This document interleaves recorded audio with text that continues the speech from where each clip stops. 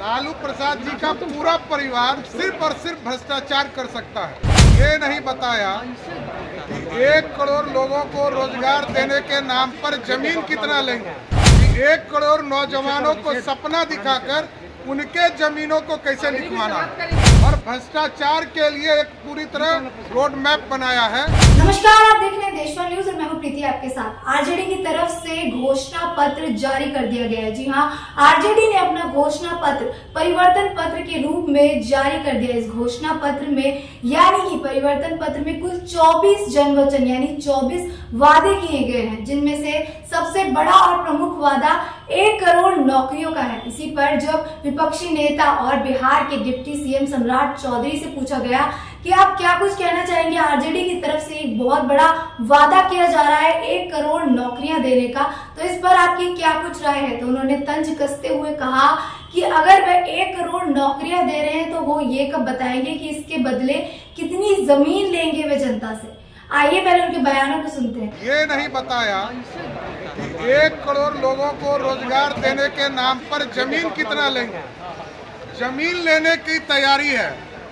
लालू प्रसाद जी का पूरा परिवार सिर्फ और सिर्फ भ्रष्टाचार कर सकता है, और भ्रष्टाचार के लिए एक पूरी तरह रोड मैप बनाया है कि 1 करोड़ नौजवानों को सपना दिखाकर उनके जमीनों को कैसे लिखवाना। तो आपने साफ तौर पर सुना कि किस तरह से सम्राट चौधरी ने तंज कसते हुए कहा कि 1 करोड़ नौकरी के बदले कितनी जमीन लिखवाएंगे वे जनता से। पहले भी वे ऐसे बयान दे चुके हैं जिनमें उन्होंने कहा है कि आरजेडी ने नौकरी देने का झांसा देकर लोगों से जमीन लिखवाई है। तो उसी पर निशाना साधते हुए आज फिर सम्राट चौधरी ने कहा है कि 1 करोड़ नौकरी के बदले कितनी जमीन वे जनता से इस बार लिखवाने वाले हैं। साथ ही उन्होंने कहा है कि ये परिवार सिर्फ भ्रष्टाचारियों का परिवार है और ये उनका एक रोड मैप है भ्रष्टाचार का, जिससे वे लोगों को गुमराह कर रहे हैं। साथ ही उन्होंने कहा कि वे 1 करोड़ नौजवानों को झूठे सपने दिखा रहे हैं। 1 करोड़ नौकरी का वादा देकर इस बार वे कितनी जमीन लेंगे। पहले भी वे इस बात पर बयान दे चुके हैं, जिस तरह से उन्होंने कहा है कि आरजेडी हमेशा से भ्रष्टाचार करती आई है और पहले भी नौकरी का झांसा देकर उन्होंने नौजवानों से झूठी उम्मीद दिखाई और नौजवानों की जमीनें लिखवा ली। तो इस बार फिर उन्होंने तंज कसते हुए कहा है कि 1 करोड़ का